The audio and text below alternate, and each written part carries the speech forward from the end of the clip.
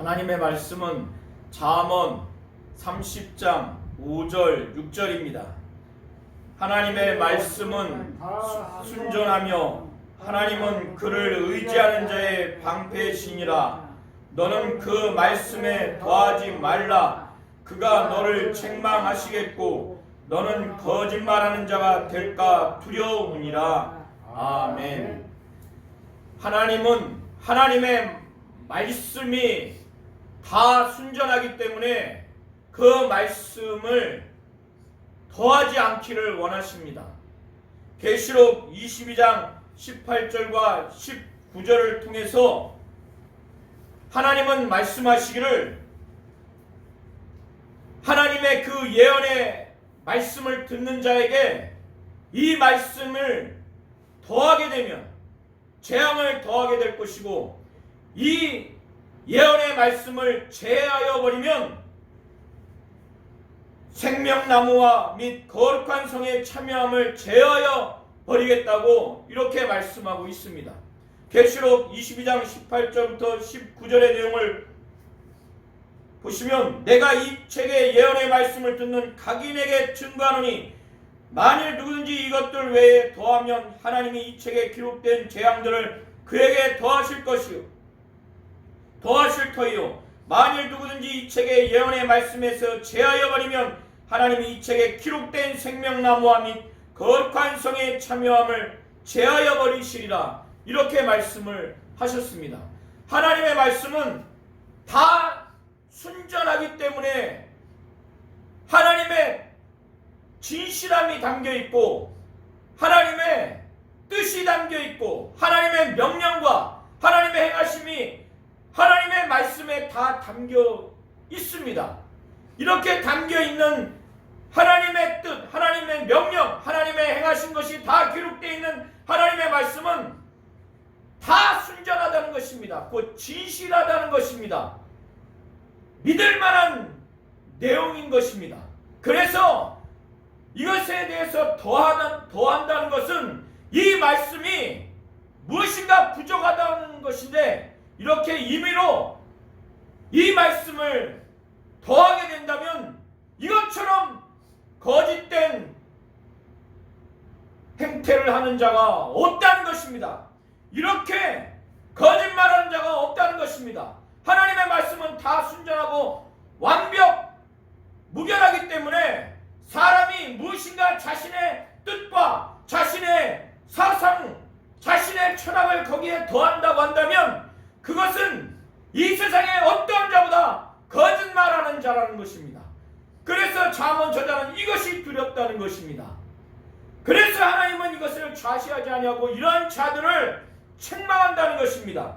그래서 잠언 30장 5절 6절을 통해서 이것을 말하고 있고 반대로 이렇게 다 순전한 하나님의 말씀을 선포하시고 그걸 기록하라고 하신 이와 같은 하나님을 믿고 의지하는 자는 이 세상 어떠한 제도와 어떠한 왕도 보호할 수 없는 그렇게 의지하는 그런 자에게 능히 보호할 수 있는 방패라고 잠언 저자는 말씀을 하고 있는 것입니다.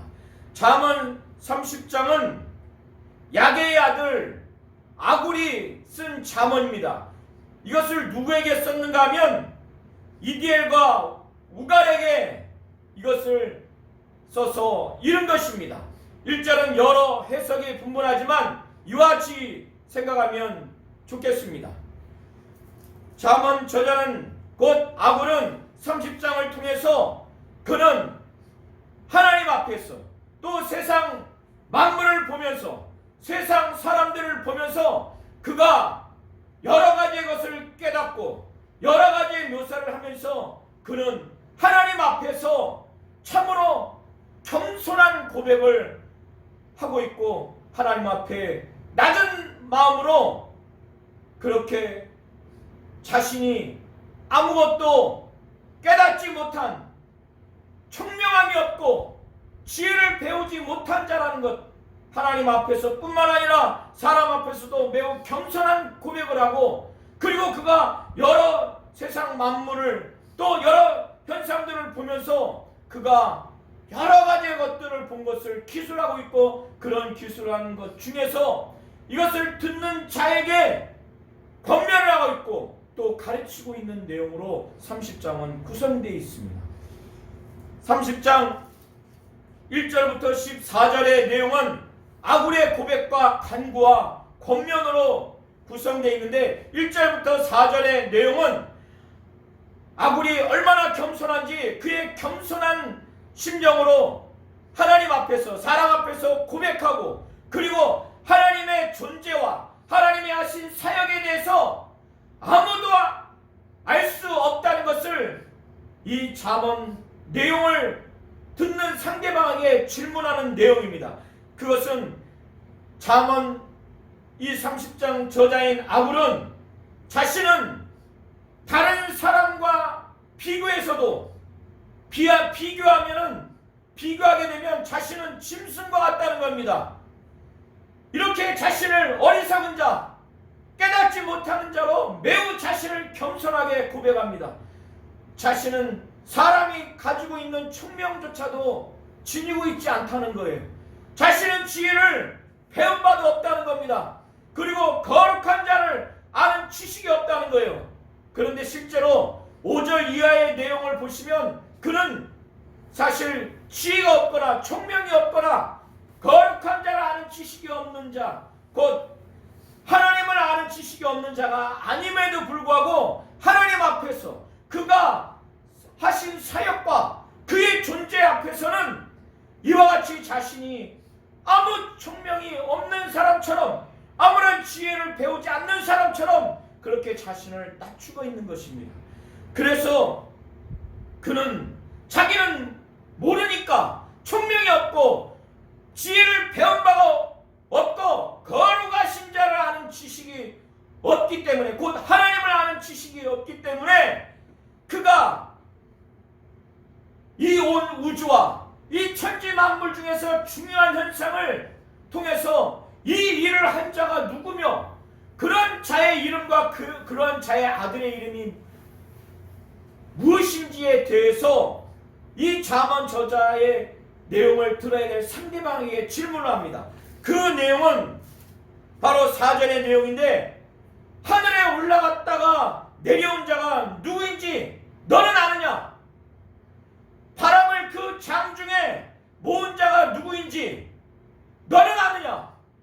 그 바람을 보면서 이가 사람으로서는 이렇게 할 수 없다는 것을 알기 때문에 묻는 겁니다. 그리고 물을 옷에 싼 자가 누구인지 너는 아느냐? 그리고 땅의 모든 끝을 정한 자가 누구인지 너는 아느냐? 그리고 이러한 모든 일을 한 그분의 존재, 그의 이름이 무엇이고 그 아들의 이름이 무엇인지 너는 아느냐? 이렇게 수사학적인 질문을 통해서 질문하는 것은, 이렇게 온 우주, 하늘을 갔다 온 자, 또 물과 바람을 관리하고 조정할 수 있는 자, 땅의 모든 것을 정하는 그런 자가 바로 하나님이라는 것을 깨닫게 하기 위해서 하나님의 전지하시고 전능하신 그 사역, 또 그분의 이름, 그분의 존재에 대해서 그들이 알고자 하는, 알기를 바라는 마음으로 그걸 깨닫게 하기 위해서 이런 질문을 하는 것입니다. 그리고 5절부터 6절은 서두에 말씀드린 것처럼 하나님의 그 말씀의 완벽함, 그 말씀의 권위에 대해서 가르치면서 이렇게 말씀하신 이 하나님을 절대적으로 의지하고 이 말씀을 어떻게 가르쳐야 되고 어떻게 의지해야 하는지, 그래서 이 말씀을 더하게 되면 하나님이 어떻게 심판하게 되고 그러한 사람은 이 세상에서 가장 거짓말하는 존재가 될 것이기 때문에 잠언 저자는 두렵다는 것입니다. 이제 7절부터 9절을 통해서 아굴은 그가 지금까지 평생 살아오면서 기도하는 내용 중에 두 가지를 다시 하나님께 간구합니다. 그가 평생을 통해서 기도한 것은 두 가지 일인데, 자기가 죽기 전에 자기가 기도한 내용을 응답해달라고, 그것을 거절하지 말아달라고 그렇게 간구합니다. 그것은 그가 도덕적으로 뿐만 아니라 영적으로도 하나님 앞에 온전한 자로서의 삶을 살고자 하는 마음으로 그가 기도한 내용입니다.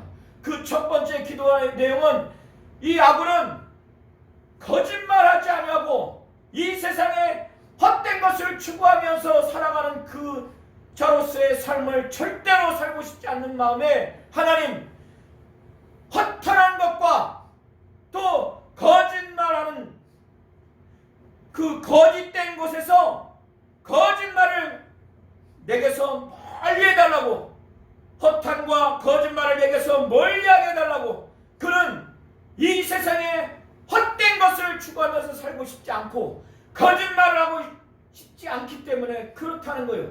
그리고 두 번째 간구하는 것은 오직 필요한 그 음식만 먹을 수 있도록 자기를 먹여달라는 거예요. 부하게도 하지 말고 가난하게도 하지 말아달라고. 왜 그가 그렇게 하느냐? 이렇게 그냥 만족하면서 살려고 하는 것이 아니라 하나님 앞에 불신앙적인 삶을 살까봐, 또 하나님의 이름을 불명예스럽게 욕되게 할까봐 그렇다는 거예요. 만일 내가 부자가 된다면, 그래서 배부르게 된다면 하나님 앞에 신앙을 갖지 않냐고, 하나님을 의지하지 않는 그런 삶을 살 수밖에 없다는 거예요. 그래서 배부르게 되면은 하나님이 없다, 여호와가 누구냐, 이렇게 될까 염려스럽다는 거예요. 지금은 내가 신앙이 있지만 반대로 가난하게 되면 먹고 살아야 되기 때문에 도둑질하게 돼서 하나님의 율법을 받는 자, 하나님의 말씀을 듣고 행한다고 하는 자가 어떻게 저렇게 하나님의 말씀대로 행하지 않냐고, 또 이런 하나님이 이렇게 굶겨서 도둑질하라고 하느냐, 이렇게 하나님의 이름이 욕되게 되는 것이 아굴은 두렵다는 거예요. 그래서 두 가지의 지금까지 기도했던 내용을 자기가 죽기 전에 응답해달라는 겁니다. 거절하지 말아달라고 그렇게 하나님께 다시 간구하는 겁니다. 그리고 10절부터 14절의 내용은 그가 이렇게 인생사를 살아가면서 아주 부조리하고 악한 세대를 보게 된 겁니다. 그런 사람을 보게 된 거예요. 그래서 이런 사람이 되지 말라고 권면하는 내용입니다. 첫 번째 내용은 노예가 있고 그 주인이 있을 때 그 종, 여기서 종은 그 당 고대사의 노예입니다. 이 노예를 정상적인 비판이 아니라 여기서의 해방, 비방은 사실을 왜곡하고 거짓말하는 그 비방입니다. 주인에게. 이 당시에 노예는 약자이기 때문에 안 좋은 얘기만 조금이라도 하더라도 주인에게 그런 얘기를 하게 되면 이 노예, 종을 아주 꾸짖거나 업신여기거나 하시할 수 있는 그런 사회이기 때문에 그 종을 해방하는, 곧 비방하는, 사실을 왜곡하고 거짓말하는 그 내용으로 비판하는 내용을 그 주인에게 하지 말라는 거예요. 그러면 그 약자인 종은 그렇게 말하는 너에게 저주하고, 그리고 내가 그런 죄를 짓기 때문에 그 죄책을 당하게 된다는 거예요. 그 하인에게, 그 종에게 당하거나 하나님이 직접 그런 죄를 짓는 죄책에 대해서 보응을 한다는 것입니다. 이것이 첫 번째 내용이고, 여기서의 11절부터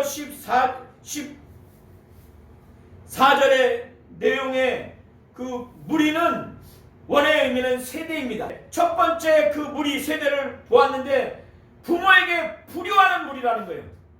어렸을 때 애지중지하게 키웠는데 이 자식이 아비를 저주하고 어미를 축복하지 않는다는 거예요. 물심양면으로 공경하지 않는, 그런 부모를 공경하지 않는 자식을 보게 된 것입니다. 이것이 11절의 내용인데, 이러한 자는 어떻게 하나님이 심판하시냐? 17절에 보면 아비를 조롱하고 어미를 순종하기를 싫어하는 자, 이러한 자도 부모를 공경하지 않는 자입니다. 이러한 자의 눈은 페류나의 눈을 갖고 있어요. 이런 자의 심판 형벌에 대해서 표현하기를, 이런 자의 눈은 골짜기의 까마귀에게 쪼인다는 겁니다. 독수리 새끼에 먹힌다는 거예요. 구약 시대에, 이 고대에 짐승에게, 새에게 이렇게 먹히는 이런 결과는 저주와 심판의 모습인 겁니다. 하나님이 직접 심판하시거나 율법에 의해서 심판해서 그 시체가 짐승에게 먹히는 그런 장면일 것입니다. 12절에 두 번째 불의의 사람은 스스로 깨끗한 자로 여기면서 정작 자기에게 더러운 것이 묻었는데 그 더러운 것을 씻지 않는 물이라는 거예요. 이것은, 여기서 더러운 것은 오물을 말합니다.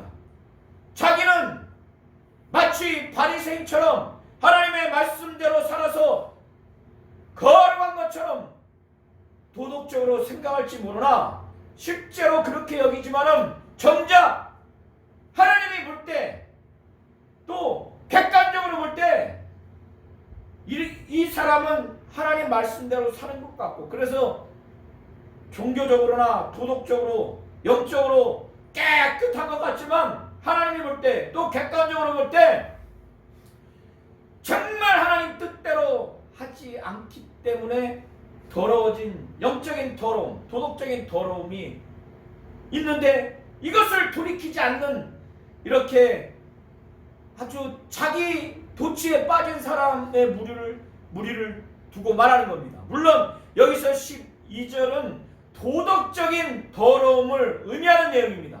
그러나 우리는 영적인 것뿐만 아니라 도덕적으로 이와 같은 사람들의 모습이 있을 수 있기 때문에 주의하라는 것입니다. 13절에 아굴은 교만하지 말라는 것을 가르치기 위해서 이런 세대, 이런 무리의 사람도 있다는 겁니다. 눈이 심히 높다는 거예요. 또 눈꺼풀이 높이 들린 무리가 있다는 거예요. 이 사람들은 다른 사람들을 무시해요. 아주 심히 교만한 자를 말하고 있는 것입니다.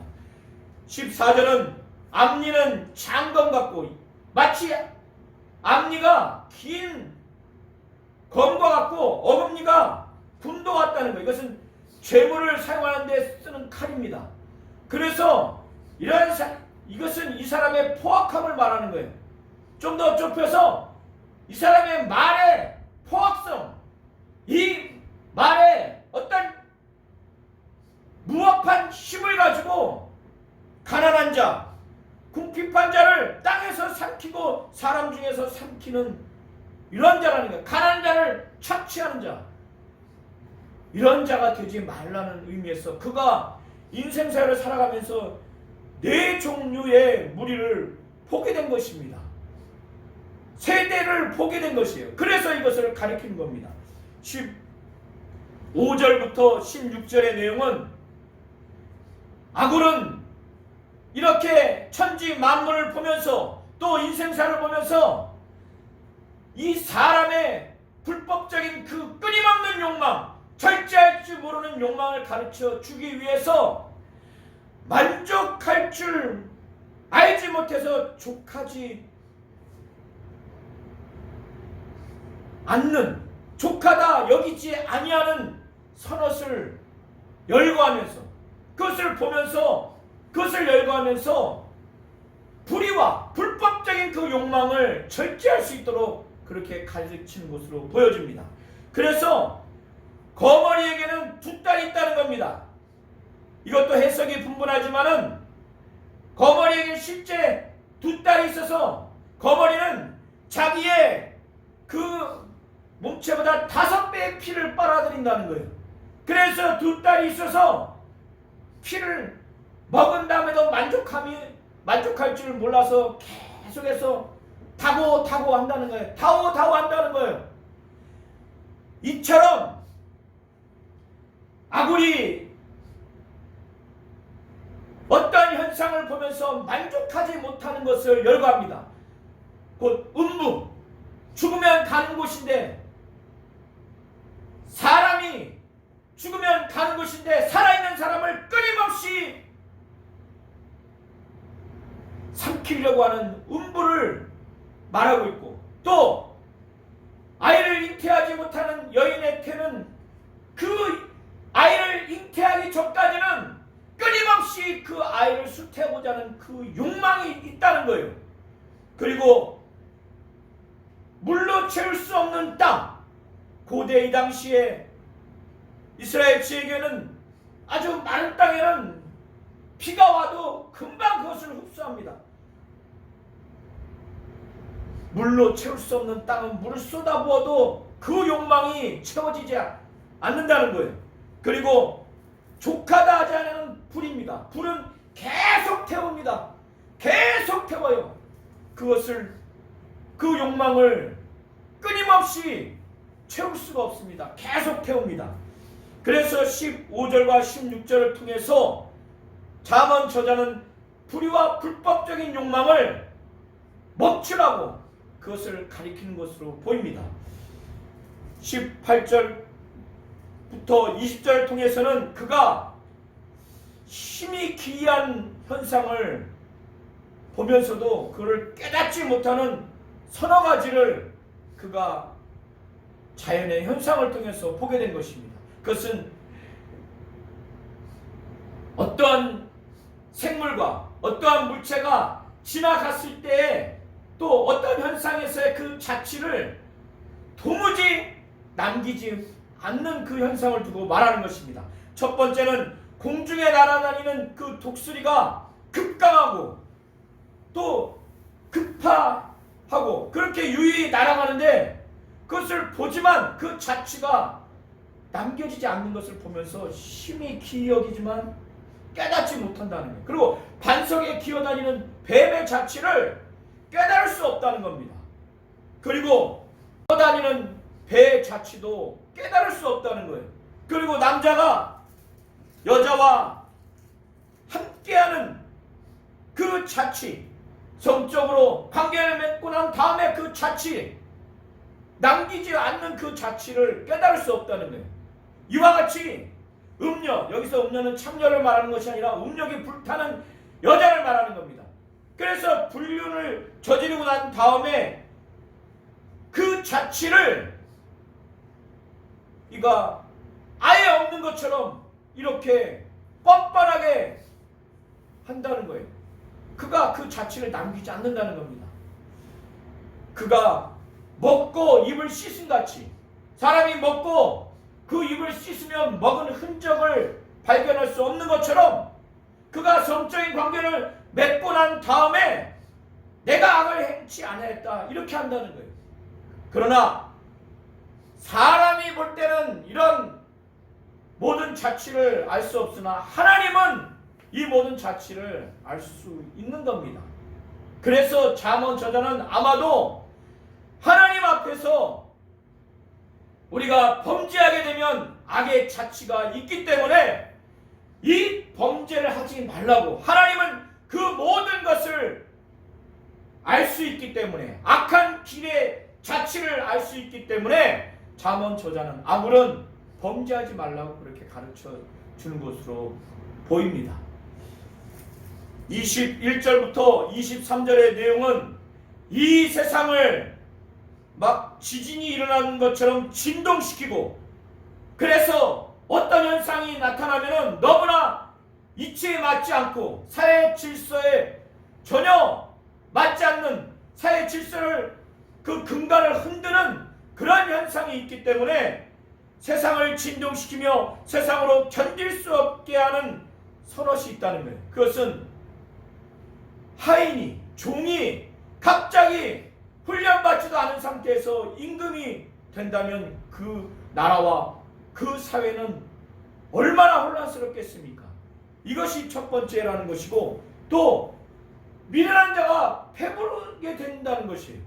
여기서 미련한 자는 지적인 능력이 낮다는 것이 아니라 지혜롭게 살아가야만이 부지런하게 일을 해서 지혜롭게 살아야만이 그에 따른 결과가 주어지는데, 이렇게 지혜를 가지고 부지런하게 살지도 않았음에도 불구하고 그가 자기가 이 세상에서 배부른 것과 같은 그렇게 지위도 없고 또 재력도 얻는 것이, 만약에 이렇게 된다면 이 세상을 정상적으로 운영되는 사회 질서가 유지가 되지 않죠. 그래서 세상을 진동시키며 세상으로 견딜 수 없게 하는 현상으로 두 번째 말을 하고 있는 것입니다. 또 하나는 꺼리낌을 받는 계집. 여자가 시집 가는 것이라는 거예요. 여기서 꺼리낌을 받는 계집은 도덕적으로나 윤리적으로 정상적이지 못한 그런 여자가, 그가 성적으로 정상적이지 못하든 또 여러 가지 도덕적으로 정상적이지 못하든 정상적인 그런 사상과 행태를 갖고 있지 않고 그런 미래의 계획이 없는 자가 시집을 가게 된다면 그 남편과 그 자녀와 그 시집이, 그 가정이 어떻게 되겠어요? 그래서 이러한 것도 세상을 진동시키고 또 세상으로 견딜 수 없게 하는 세 가지 현상이라는 겁니다. 마지막에 네 번째는 계집종이 추모를 이은 것이라는 겁니다. 곧 여종이 그 여자 주인의 그 권한과 그 권리와 그 주의를 전혀 이어받을 수 없는데 그를 이어받는다는 거예요. 이것이 남편이 있는 여주인을 이어받는, 그래서 하인인 여자 종이 그 여주인 자리에 차지하는 것을 의미하는 것인지 명확지 않으나, 어쨌든 이러한 현상도 세상을 진동시키고 또 세상으로 견딜 수 없게 하는 네 번째 현상이라는 것입니다. 이제 24절부터 28절의 내용은 아굴이 이렇게 세상에서 가장 또 작은, 또 가장 작지는 않지만은 작은 이 네 생물들이 작지만은 그러나 지혜에 있어서는 가장 지혜로운 그런 처신을 하는 것을 보면서 지혜롭게 살라고, 자신이 처한 그 육체적인 한계, 자기 조상으로부터 물려받은 것의 한계, 그런 핸디캡이 있다 할지라도 이런 작은 네 생물들을 보면서 이들이 어떻게 지혜로운지, 그 어떠한 동물보다 가장 지혜로운 그런 처신을 하면서 살아가는 것을 통해서 지혜롭게 살라고 권면을 하고 있습니다. 그래서 땅에 작고도 가장 지혜로운 것 넷이 있다는 것입니다. 첫 번째 그 생물은 힘이 없어서 사람이 발로 밟거나 불어버리면 죽거나 휩쓸려 갈 수 있는 개미인데, 이 개미는 그런데 여름 동안에 부지런히 겨울 오기 전에 그 음식을 모은다는 거예요. 그래서 그 혹독한 추운 겨울날 살아간다는 겁니다. 두 번째 생물은 힘이 없는 그 종류예요. 그런 집단이에요. 사반인데 이것은 바위에 사는 그런 너구리 같은 그런 존재입니다. 그래서 조그만합니다, 아주. 그런데 이렇게 힘이 없는 이 사반도 바위 틈에 집을 지으니까 맹수에게서도 피할 수 있는, 안전하게 살 수 있다는 거예요. 그래서 힘이 없는 개미이지만 그가 부지런함을 따라서 지혜로운 삶을 산다는 거예요. 또 힘이 없는 사반이지만은 위험한 그런 환경에서도 가장 안전한 바위 틈에서 살아갈 수 있다는 것입니다. 그래서 이렇게 지혜를 배우라는 거예요. 세 번째는 메뚜기 떼를 보면서 그 수만 마리의 메뚜기, 수십만 마리의 메뚜기를 보면서 일사불란하게 떼를 찌으면서 나간다는 거예요. 임금이 없는데. 그래서 떼를 이룰 수 있다는 게 정말 희한하다는 거예요. 이들의 지혜라는 거예요. 사람은 임금이 없으면 10명만 모여도 시간이 지나면 10인 10색이 나옵니다. 그러나 수십만 마리 이 떼가 있어도 떼를 지어서 나간다는 거예요. 네 번째는 비록 손에 잡힐만 해서 그곳에서 당장 옮길 수 있을 것 같지만은 가장 최고의 지위를 갖고 있는 왕이 사는 왕궁에 산다는 거예요. 손에 잡힐 만한 그런 생물인 도마뱀이 정작 최고의 그 지위와 직분을 가진 왕이 있는 왕궁에 산다는 겁니다. 이렇게 작은 생물이지만 최고의 지위를 가지고 각자 생물들이 지혜롭게 살아가는 모습을 보면서 지혜롭게 행하라는 거예요. 자신의 육체적인 한계, 가문의 한계, 여러 정신적인 한계에 낙심하고 좌절하지 말고 이것을 보면서 지혜롭게 살라고 가르치는 것입니다. 이제 29절부터 31절의 내용을 통해서 아굴은 잘 걸으며 위풍 있게 다니는 선옷을 보게 된 겁니다. 위풍당당하게 그렇게 다니는 선옷을 보면서 하나님의 형상대로 지음받은 존재인 사람이, 믿는 성도가 하나님을 의지해서 하나님의 보호를 받고 당당하게 살아가라고 이렇게 권면을 하는 것으로 보시면 좋을 것 같습니다. 그래서 첫 번째는 짐승 중에 가장 강하여 아무 짐승 앞에서 물러가지 않는 사자를 말하고 있습니다. 또 사냥개를 말하고 있습니다. 사냥개는 번역본에 따라서는 수탉으로도 번역을 하고 있습니다.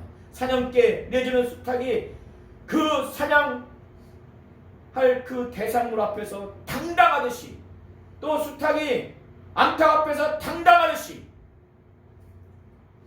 또 수염소가 당당하듯이, 또 당할 수 없는 왕이 당당하듯이 이렇게 걸어가듯이, 당할 수 없는 왕이라고 하는 것은 아마도 막강한 군대를 거느리는 왕의 모습을 생각하면 좋을 것 같습니다. 이처럼 하나님의 자녀로서, 하나님의 성도로서 하나님의 말씀을 의지하고 하나님을 의지한다면 그가 보호하시기 때문에 당당하는 것으로 그렇게 보시면 좋을 것 같습니다. 이제 마지막 아굴은 32절부터 33절을 통해서 지혜의 자로서 악한 일을 도모하지 말고 교만하지 말고, 그래서 불법과 불의한 처사를 하지 말라는 것입니다. 32절에 만일 내가 미련하여 스스로 높은 채 하였거나 곧 교만하였거나 그리고 혹 악한 일을 도모하였다면, 내가 그렇게 했다면 곧바로 거기에서 멈추라는 거예요. 더 이상 불법과 불의를 행하지 말라는 겁니다. 그래서 은유적으로 내 손으로 입을 막으라는 거예요. 말로써 더 이상 범죄하지 않도록. 그래서 지금까지 내가 미련하여서 스스로 높은 채에서 교만하고 또 악한 일을 도모했다면 더 이상 교만하거나 악한 일을 도모하는 일이 발생하지 않도록 말로 그것이 범죄하지 않도록 그 힘으로 막으라는 거예요. 왜 그러느냐? 그 이유에 대해서 말하기 33절에 대저, 왜냐하면 젖을 저으면 버터가 되고 코를 결국 비틀면 피가 나오는 것처럼 그렇게 입을 막지 않으면, 노를 격동하면 결국에는 다툼이 나기 때문에 그렇다는 것입니다. 하나님은 우리 성도님들이 하나님을 의지해서 하나님의 보호를 받고 그렇게 살아가되 그렇게 살아가는 자가 되기를 원하는 겁니다. 하나님은 하나님의 말씀이 다 순전하기 때문에 그 말씀이 완벽하고 그 말씀에 절대 권위를 주어서 그 말씀을 뭔가 부족해서 보태야 하는 것처럼 거기에 더하는 자가 되지 않기를 원하시는 겁니다. 하나님의 말씀은 완벽하고 완전 무결한 그래서 다 순전하기 때문에 그렇습니다. 하나님은 이 말씀에 가지 않기를 원하는 겁니다. 감하지 않기를 원하는 겁니다. 계시록 22장 18절과 19절에 이 예언의 말씀을 듣는 자들에게 사도 요한이 증거하기를, 만약에 이 말씀에 가하게 되면 재앙을 더해버리고, 만약에 이 말씀에 제해버리게 되면 구원받지 못하는 자로 전락하게 된다는 겁니다. 이렇게 하나님의 말씀이 다 순전해서 완벽하다는 것을 알아서 이 말씀을 정말 가르치고, 이 말씀을 내가 듣고 이 말씀 앞에 신앙할 때 여기서 덧붙이는 그러한 일이 없도록 하시기를 예수의 이름으로 축원합니다. 아멘.